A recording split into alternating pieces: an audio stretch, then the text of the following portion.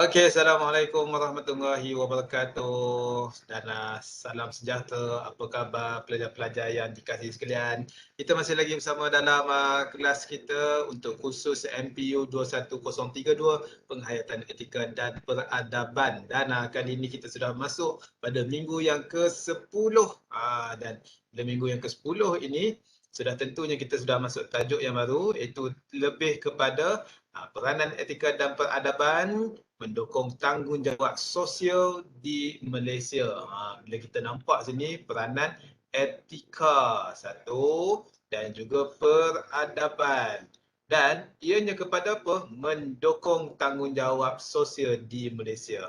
Tanggungjawab sosial di Malaysia. Maksudnya kita sebagai rakyat ini, perlu ada apa? Perlu ada tanggungjawab kita. Baiklah. Untuk topik ini, kita akan lihat beberapa perkara lah. Beberapa perkara antaranya berkaitan dengan takrifan autoriti dan takrifan harian, peranan etika dan peradaban dalam mendukung tanggungjawab sosial, kesedaran nasional dalam tanggungjawab sosial dalam dan juga luar negara, serta minat kesukarelaan. Dan untuk minggu ini, minggu yang ke-10 ini, kita akan fokus kepada ini sahaja, iaitu takrifan autoriti dan takrifan harian. Baiklah, pelajar-pelajar sekalian, inilah dia punya sinopsis yang akan kita lihat. Apakah yang dimaksudkan dengan takrifan autoriti? Daripada top to down, daripada atas pergi ke mana? Pergi ke bawah. Okey. Baik, seterusnya perkara ini pula ditentukan oleh pemerintah, iaitu dengan ada apa? Adanya peraturan bertulis. Contohnya seperti apa? Ada istiadat, yang mana ada istiadat ini ada protokol. Nak berjalan beberapa langkah ada dia punya berhenti dia, nak pakai pakaian apa ada dia punya tema pakaian dia. Okey, baik. Dan jika melibatkan negara asing, dia akan melibatkan apa? Perkara-perkara yang melibatkan formaliti. Maksudnya ianya semakin ketat, ianya semakin terperinci. Okey, baik. Lebih tinggi dan ia juga menyebabkan ianya lebih apa? Menjadi lebih formal, kan? Dan inilah yang dikatakan sebagai apa? Kesedaran nasional. Baik, satu lagi adalah takrifan harian. Bottom up, daripada bawah pergi ke atas. Ditentukan oleh individu, keluarga, komuniti dan biasanya tidak ada peraturan bertulis. Macam kita lah kat rumah tak ada pun peraturan bertulis. Kan perkara-perkara seperti adat resam, kan adat resam ini. Perkara yang berlaku dengan perilaku seharian hidup kita. Baiklah. Dan juga kehidupan seharian ini biasanya tidak ada apa? Peraturan formal, kan? Baik. Dan ini akan membawa kepada tanggungjawab sosial di mana secara tak langsung akan membentuk apa? Adab. Akan adanya nilai hormat, menghormati, menjadi panduan dan juga perilaku kehidupan dan juga individu kita. Dan akhir sekali ianya akan membawa kepada apa? Hidup dengan adanya keadilan dan juga keharmonian. Baiklah. Untuk mudah kita faham perkara ini, peranan etika dan peradaban dalam mendukung tanggungjawab sosial ini, kita akan melihat perkara mengenai apa? Takrifan autoriti dan juga takrifan harian. Okey, baik. Dan perkara ini kita akan ikuti pada minggu-minggu yang seterusnya. Next, ya. Okey, dan ini juga akan next. Okey, baiklah. Cuba kita lihat gambar ni. Apa yang tertera dekat gambar tu?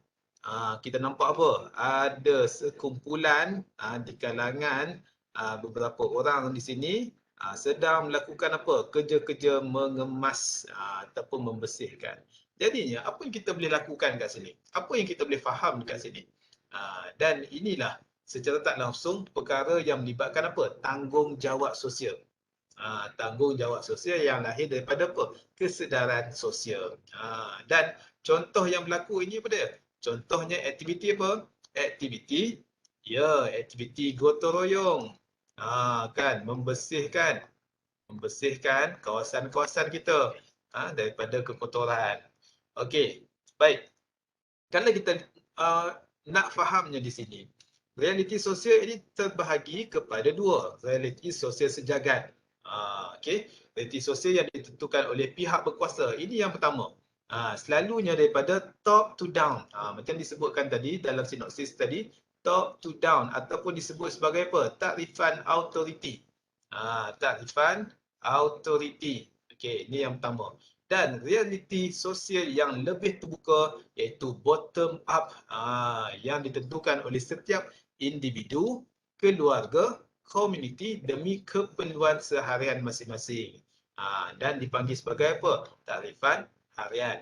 Jadinya etika dan peradaban mempunyai pengaruh yang cukup besar dalam kedua-dua realiti sosial ini. Contoh kalau kita lihat takrifan authority, melibatkan apa ni? Yes. Okey, takrifan authority melibatkan apa? Adat istiadat. Okey, adat istiadat. Okey, yang mana adanya peraturan bertulis. Kita akan dapat apa? Kad jemputan. Okey, invitation card. Yang mana dalam tu akan beritahu apa? Masuknya pukul berapa. Nak pakai pakaian kita. Apa dress code dia. Nampak tak? Dress code dia. Nak pakai pakaian apa? Boleh tak pakai t-shirt? Tak boleh. Ya. Macam kita nak masuk apa? Dewan Convocation. Convocation, apa pakaian dia? Kan? Rambutnya macam mana, seluar dia macam mana kasutnya. Okey. Dan mengikut susunan istiadat yang perlu dilaksanakan. Kena ikut. Tak boleh keluar dewan suka hati. Okey, nampak Tetapi berbeza dengan adat resam. Kan? Adat resam pula melibatkan apa? Takrifan harian. Takrifan harian yang ditentukan kebiasaannya oleh kebiasaan harian kita. Okey, kebiasaan setiap hari kita nak buat apa ataupun disebut sebagai apa? Takrifan harian ini tanpa apa-apa peraturan bertulis. Contohnya apa? Kita nak lepak sampai pukul berapa? Kita nak makan apa kat rumah? Kan? Nampak tak? Takrifan authority dan juga kedua takrifan harian. Okey. Dalam konteks yang formal seperti adat istiadat, ada protokol yang telah ditentukan untuk dipatuhi. Bila mana ia melibatkan apa? Negara, okey, dan juga negara asing. Contohnya, formaliti ini menjadi semakin ketat, semakin terperinci. Termasuklah berpakaian rasmi. Kita perasan tak? Kadang-kadang majlis yang berada dalam negara ini, dia akan ada pakaian yang formal, pakaian istiadat. Istiadat ni seperti apa? Pakai pengkolor, kan? Pakai baju dress code nombor 1. Kan? Kalau dress code nombor 1. Kalau di parlimen tu pakai apa? Baju yang berwarna putih tu. Okay? Dan ini memerlukan tanggungjawab sosial dan kesedaran nasional yang lebih tinggi dan juga formal. Okay? Baik, kalau masuk istana nak bercakap dengan apa sultan, raja dan sebagainya, ada bahasa yang perlu dilafazkan. Ada pakaian dia. Kalau pakai blazer, tie, perlu pakai songkok dan sebagainya. Yang perempuan ada pakaian yang perlu dilakukan. Okey, itu adalah formal. Baik, dalam konteks tidak formal ini,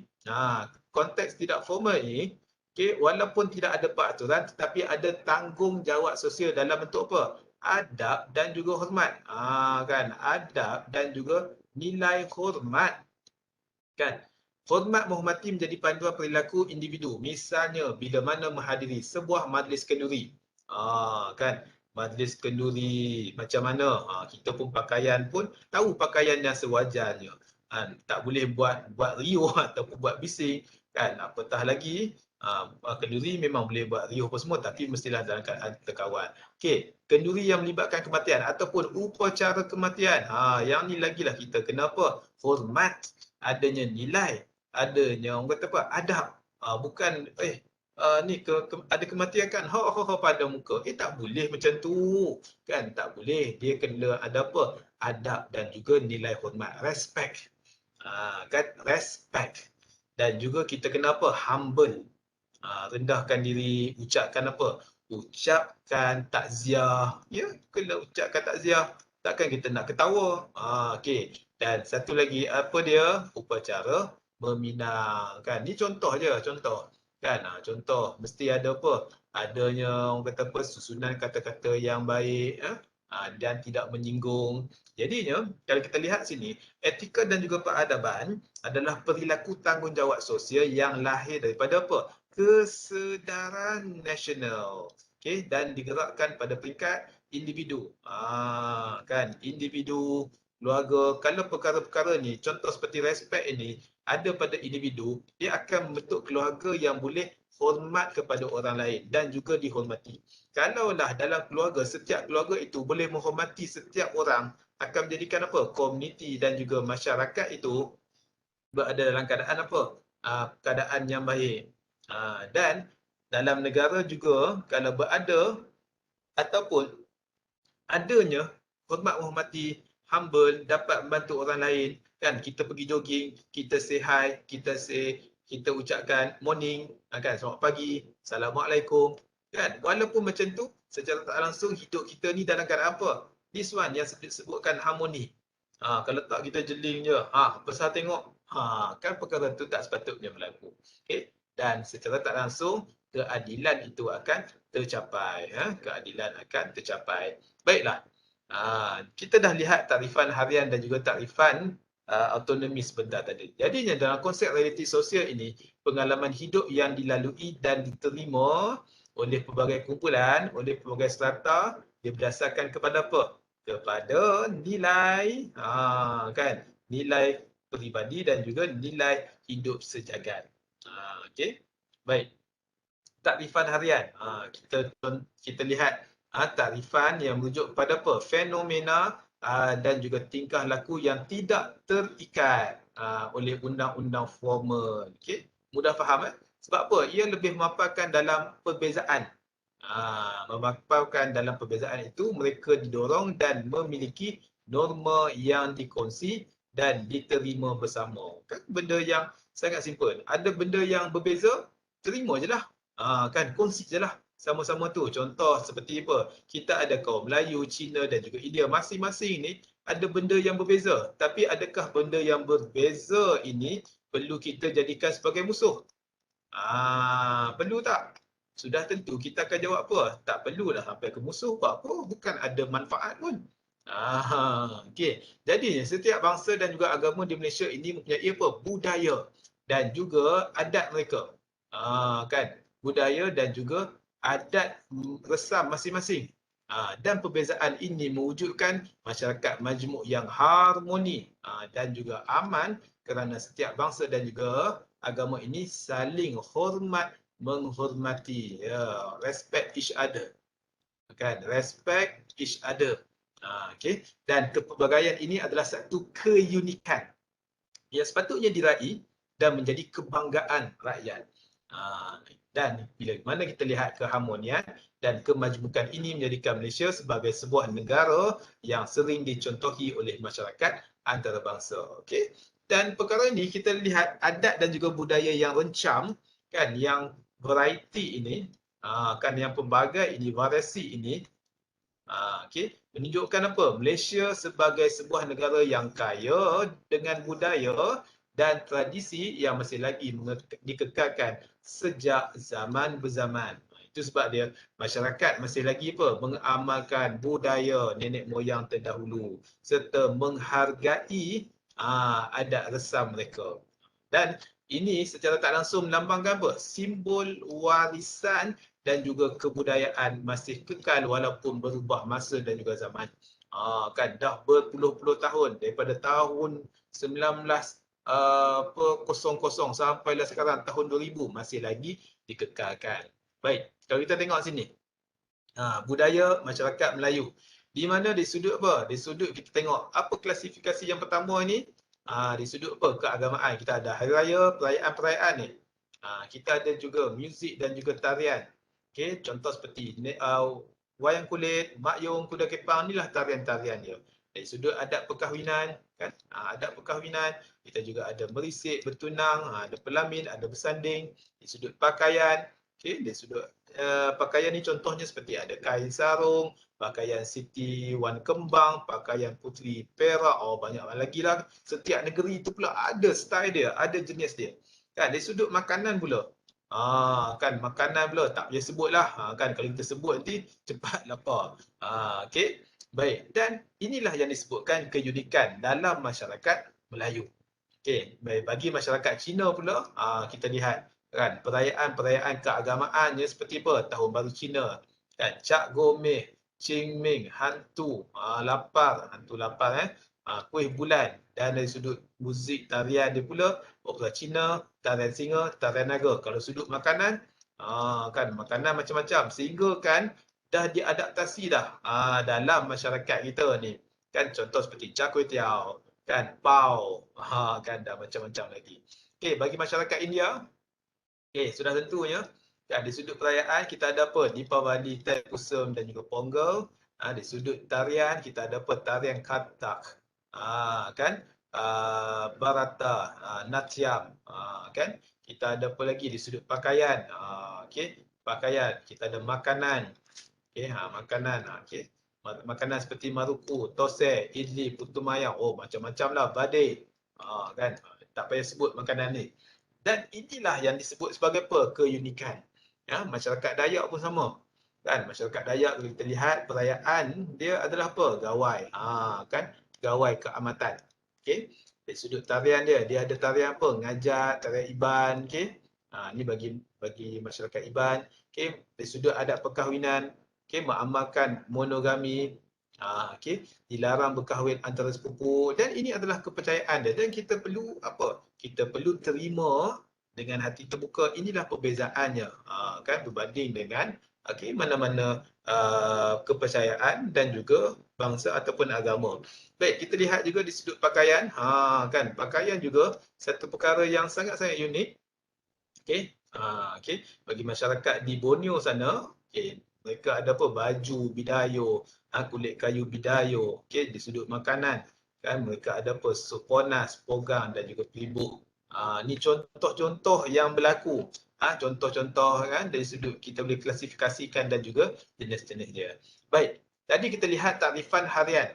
Dia berlega di kalangan masyarakat. Itu mudahnya untuk kita faham dan dia tidak terikat, tidak ada apa? Tidak ada catatan secara bertulis. Baik, dari sudut tarifan autoriti merujuk kepada apa? Fenomena. Fenomena dan juga tingkah laku yang dikaitkan dengan perundangan dan juga protokol. Okey, melibatkan pihak atasan, perlembagaan yang telah diinstitusi dan juga diperakui bersama. Dan perkara ini lahir berdasarkan apa? Dokumen dan pihak berkuasa di dalam masyarakat. Contohnya, autoriti cenderung bersifat tetap dan juga rigid. Kan?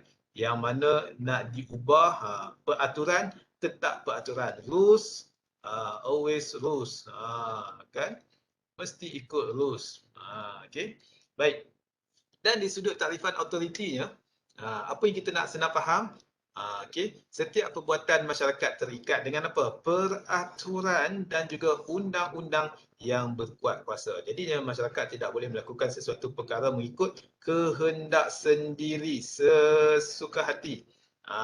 Tak perlulah nak ikut suka hati hingga melanggar undang-undang dan juga peraturan yang telah dikuat kuasakan. Jadi sekiranya tindakan bersalahan dengan undang-undang, maka apa yang boleh dilakukan adalah apa? Boleh dikenakan hukuman. Kan sebab apa? Perkara ini telah apa? Diinstitusikan, telah apa? Ditetapkan undang-undang. Kita ada apa? Kita perlu taat kepada undang-undang. Baik. Jadi persoalannya di sini, apakah kesan jika masyarakat tidak menghormati undang-undang? Anda boleh jawab selepas ini, kan bagaimana keadaan ini berlaku. Kan keadaan ini berlaku. Baik.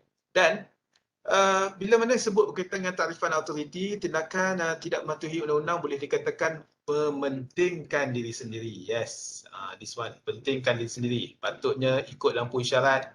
Kan lampu isyarat dah ada, elok dah, tapi dia langgar, tak ikut juga. Habis orang lain terima kesan dia. Apa dia? Berlakunya kemalangan. Okey, akibat tindakannya, habis orang lain pun terbalik sama. Baik juga, sistem perundangan juga merupakan salah satu kriteria utama dalam masyarakat. Yes. Yang mana sistem perundangan mampu menghasilkan apa? Keadilan. Kita tidak boleh suka-suka hati nak langgar kereta orang.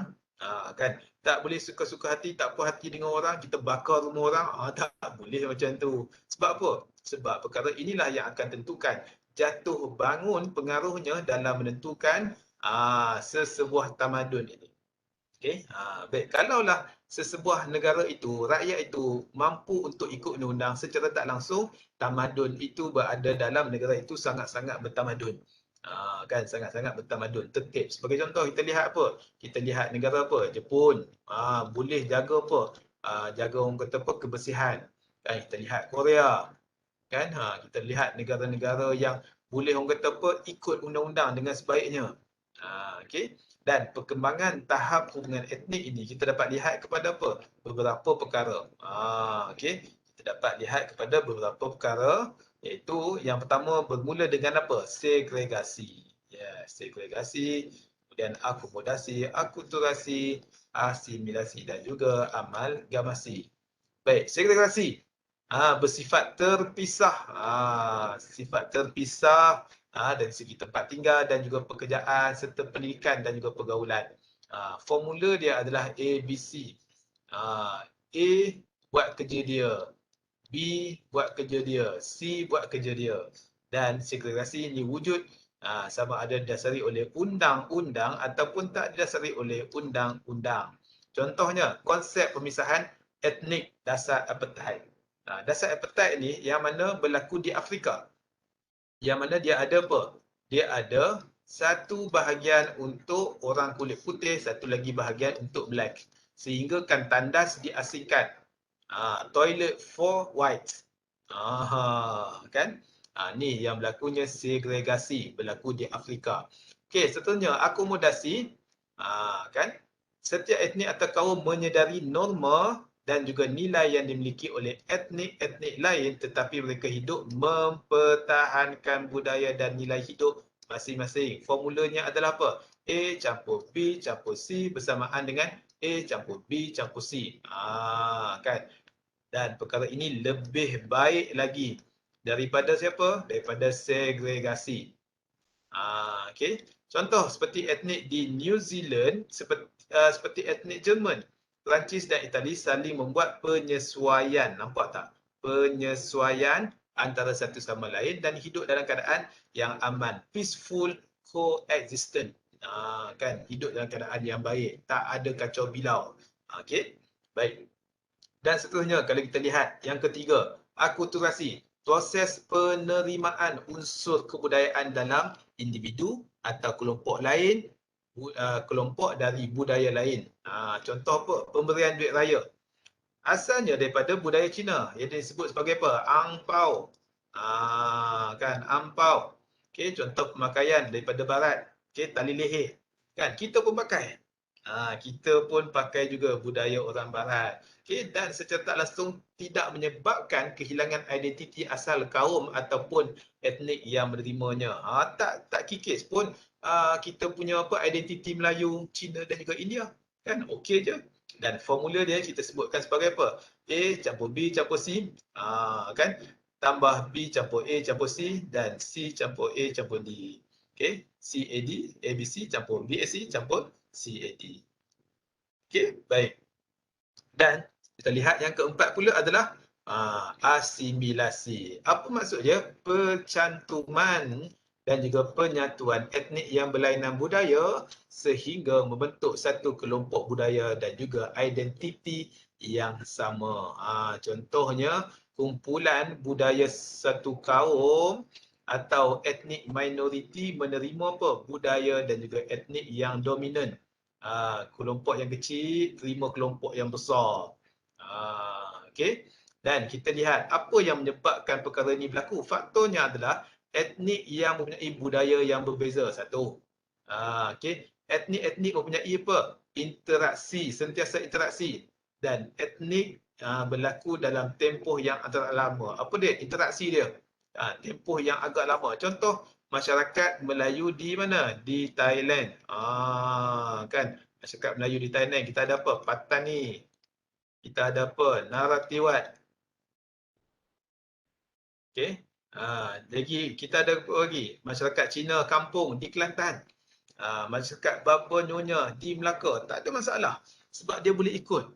Kan? Contoh masyarakat Cina di Kelantan. Boleh berdialek Melayu Kelantan. Boleh pakai plekat. It's okay. Tak ada masalah bagi dia. Dan formula dia adalah A campur B campur C. Dia akan ikut dominan. Kan? Akan ikut dominannya ni. Okay. B ni boleh jadi apa? Masyarakat Cina. kan masyarakat Cina di Kelantan. Okey. Baik. Dan yang keempat adalah amalgamasi, ya. Contoh apabila budaya atau kaum bercampur dan mewujudkan budaya dan juga ras yang baru. Apabila apa? Apabila berlakunya perkahwinan campur antara etnik dan juga kaum. Wajah Pan Asian. Yang mana orang Melayu ataupun Cina ataupun India kahwin dengan siapa? Kahwin dengan orang Barat. Kan? Merupakan ras yang paling popular di rantau Asia dan juga Malaysia. Itu sebab dia, dan kita tengok kenapa dia ni nama Melayu tapi kan muka dia ni nampak macam ala-ala barat sikit, Mak Saleh sikit orang kata. Itu sebab dia perkahwinan campur. Kan perkahwinan campur. Kadang-kadang Melayu campur Cina, Melayu campur India, Cina campur India, kan Melayu campur orang putih, kan campur Arab dan sebagainya. Secara tak langsung dia akan wujud apa? Pan Asian. Kan Melayu campur Pakistan. So kat sini A campur B campur C akan apa? Wujudkan D, kelompok baru. Okey. Baik. Jadinya di sinilah yang kita sebutkan sebagai apa? Konsep perpaduan yang merujuk kepada penyatuan masyarakat dalam semua aspek kehidupan seperti fizikal, ekonomi, politik dan juga sosial. Jadi perpaduan di kalangan rakyat merupakan satu proses penyusunan strategi pembangunan dan pentadbiran negara supaya mampu kekal dan mempertahankan kebebasan bagi memajukan ekonomi sesebuah negara yang berdaulat. Sangat penting perpaduan sebab inilah proses nak susun strategi pembangunan dan juga pentadbiran negara. Sebab apa? Kalaulah tak ada lah perpaduan ni, sukar untuk kita nak majukan ekonomi. Sayang sekali ya. Jadi kita kena jaga apa? Kita kena jaga perpaduan ini. Dan dari sudut apa? Keutuhan sebuah negara itu bergantung kepada apa? Keharmonian sosial yang boleh mewujudkan kestabilan politik. Kan kestabilan politik, kestabilan ekonomi. Okey? Bergantung pada apa? Hidup dalam harmoni. Macam kita lah rumah tangga kalau tak harmoni, asyik bergaduh, kan, asyik nak bertumbuk, asyik nak berlawan cakap dan sebagainya, kan, rumah tu akan jadi bergoyang, kan, okey, akan jadi tak stabil. Baik, dan konsep integrasi merujuk pada apa? Proses penyatuan, nak satukan semua apa? Dari sudut aspek fizikal, sosial, ekonomi, politik dan juga biologikal. Biologikal ni apa dia? Biologikal ni adalah kesanggupan pelbagai kumpulan etnik untuk berkahwin campur, kan? Kahwin campur. Namun tak semua orang mesti kahwin campur antara etnik, memadai terdapat beberapa wakil yang sanggup untuk hidup bersama, ya. Jadi interaksi adalah salah satu proses bagi mewujudkan satu identiti nasional dalam kalangan kumpulan-kumpulan yang terpisah dari segi apa? Kebudayaan, sosial, ekonomi dan penempatan dalam sesebuah unit politik. Okey, ni adalah integrasi. Dan kesimpulannya, apa yang kita boleh katakan kat sini, perpaduan dan integrasi nasional adalah satu usaha dan juga proses. Satu usaha dan juga proses penyempurnaan dengan menggunakan kaedah, dengan menggunakan cara tertentu bagi mewujudkan sebuah masyarakat beridentiti nasional. Dan perkara ini dari sudut teorinya, nampak macam mudah, tapi dari sudut praktikalnya perlukan apa? Perlukan pengorbanan. Kan? Perlukan apa lagi? Perlukan keyakinan. Macam mana kita nak yakinkan kan pasangan kita, family kita, untuk kita apa? Untuk kita boleh sanggup hidup bersama. Okey? Baik, jadi sama-sama kita bincangkan, kita fikirkan penghayatan takrifan harian dan juga autoriti ni. Bagaimana anda dapat menggolongkan kes-kes di bawah sebagai takrifan harian ataupun takrifan autoriti. Bendera Malaysia dan logo Milan yang diterbalikkan. Macam mana ni? Melanggar lampu isyarat merah, berwarna merah. Takrifan harian ataupun takrifan autoriti. Street wedding dijalankan di atas kawasan ataupun di jalan di dalam kawasan perumahan. Adakah ia takrifan harian ataupun takrifan autoriti? Seorang Muslim tak membeli di kedai yang tak ada sijil halal JAKIM. Adakah ia takrifan harian ataupun autoriti?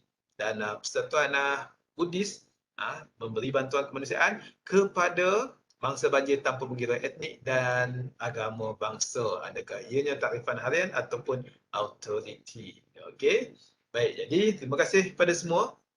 Dan mohon maaf atas kekurangan dan jumpa lagi di lain-lain kesempatan. Assalamualaikum warahmatullahi wabarakatuh.